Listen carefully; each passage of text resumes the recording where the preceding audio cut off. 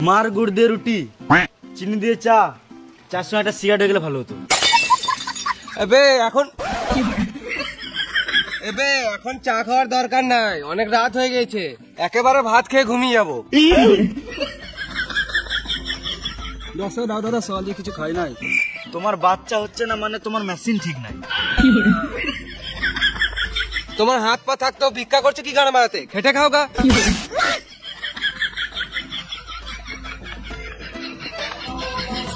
সকাল দিয়ে কিছু খাই নাই, দাও না 10 টাকা। সকাল থেকে যখন কিছু খাও নাই তখন আর কিছু খাওয়ারও দরকার নাই, অনেক রাত হয়ে গেছে, মুতে ঘুমাও গা।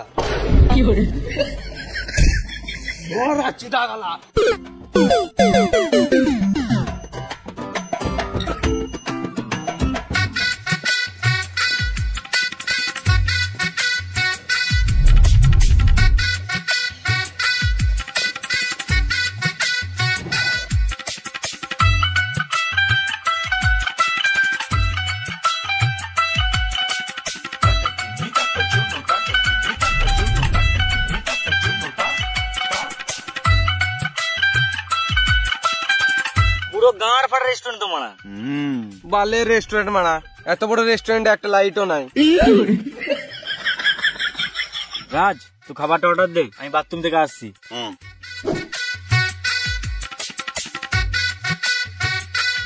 হ্যাঁ রাজ, তুই খাবারটা অর্ডার দে, আমি হাতটা ধুয়ে আসি। দাদা বাথরুমটা কোন দিকে বটে? সোজা গিয়ে বাঁ দিকে।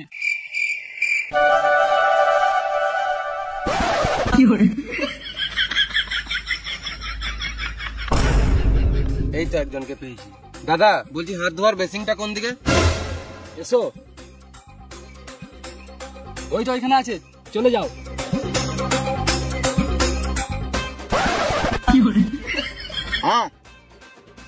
বলুন কি লাগবে? সরি স্যার, আমাদের এখানে স্মোকিং অ্যালাউ নাই। সরি স্যার, এখানে ভুট্টা পাওয়া যায় না। ভুট্টা খাবেন তো বাজারে যান।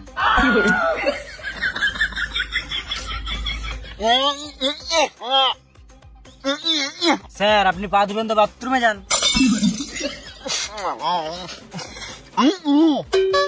সরি স্যার, আমাদের রেস্টুরেন্টে ওলের কোনো আইটেম অ্যাভেলেবেল নেই।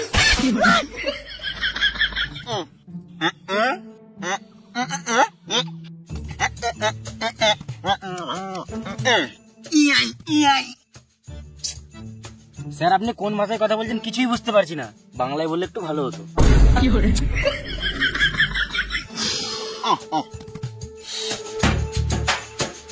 বেসিনটা তো এদিকেই বললো, অন্ধকারে কিছু দেখতেও পেছি না। এই তো জলের সাউন্ড আসছে, কলটা মনে হয় বন্ধ করতে গিয়ে ভুলে গেছি।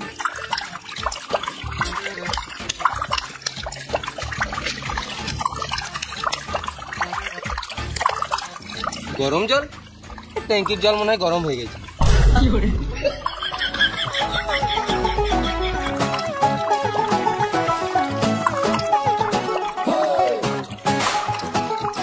এই মারা, কলটা বন্ধ করতে ভুলে গেলাম।